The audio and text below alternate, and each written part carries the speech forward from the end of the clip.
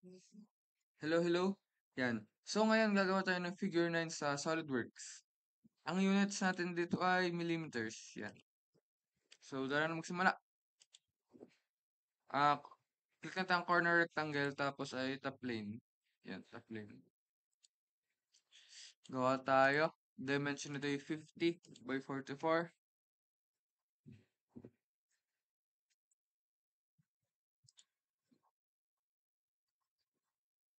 Tapos i-fillet na natin. Radius ay 6. Yan. Extrude check. Extrude natin. Height ay 14. Check natin. Check. Right click, sketch. Gawa tayo ng isa pang rectangle. Dimension. Width nito ay 14. Baliktad. Tapos, extrude boss base natin. Height ay 60. 60 minus 14. 60 minus 14. 46. 46 to. Check natin. Right click natin tong part na to. Sketch. Gawa tayo ng corner rectangle dito. Ito ay 12. Height natin ay 15. Circle. Radius ng circle natin ay 5. Yan. Gawa tayo ng center line sa gitna. Mirror entities. Click natin tong circle. About. Check. Trim. Trim natin tong line na to. Saka ito. Check natin. Features. Extruded cut. Through all. Yan. Tapos fillet natin. 6 ang fillet radius yan. 6. Ito. Check natin. Yan. So next nito. Punta tayo sa likod. Hold nyo scroll button sa mouse yan. Right click. Sketch. Rectangle. Height nito ay 18. Tapos extrude natin ng 30. Bakit 30? Ang width kasi nito ay 44. Total width 44. Meron na ako ng 14 kaya 30 na lang. Total 7. Ang next step nito ay life hacks na lang ha.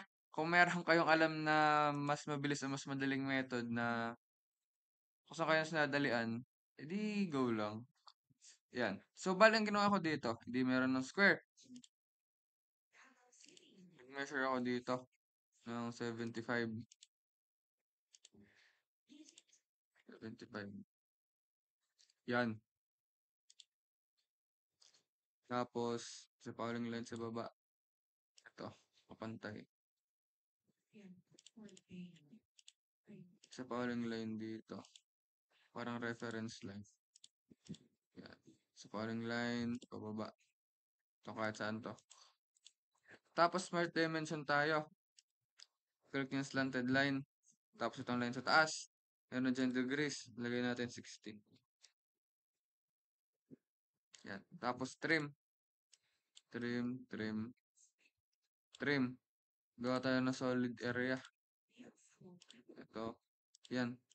Para ating ma-extrude. Baba natin ng 18. Yan. So, right click natin to, sketch. Yan.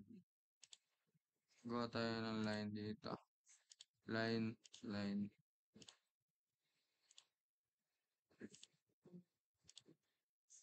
Yan. Select. Para mas mabilis, select nyo to. Click, shift.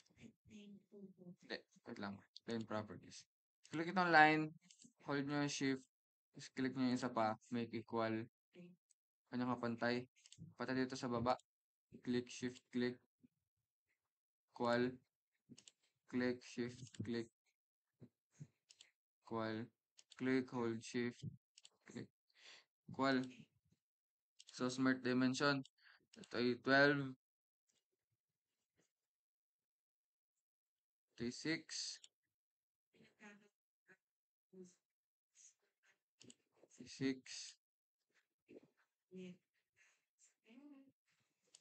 6. Yan. Tapos ay i-close natin tong gitna. I-trim natin ang labas. Trim, trim. Yan. Tapos, extrude cut natin. Through all. Tapos, isa pang fillet.